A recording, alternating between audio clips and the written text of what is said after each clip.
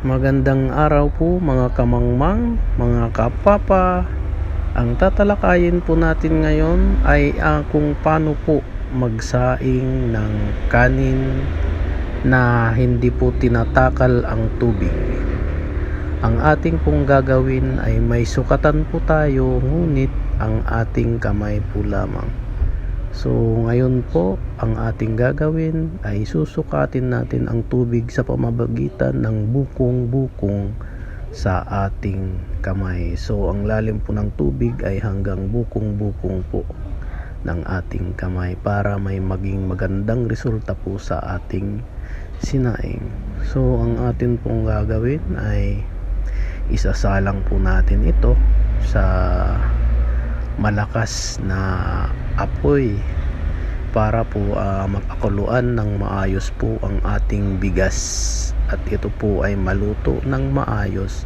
Pag ito po ay kumulo na, so ang gagawin po natin ay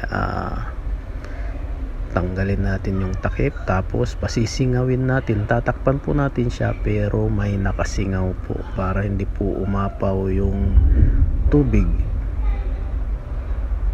At ayan po, pag kumunti na lang po yung tubig sa ating kanin, ang gagawin po naman natin ay atin pong pahihinaan ng apoy yung ating kanin para po hindi ito masunog.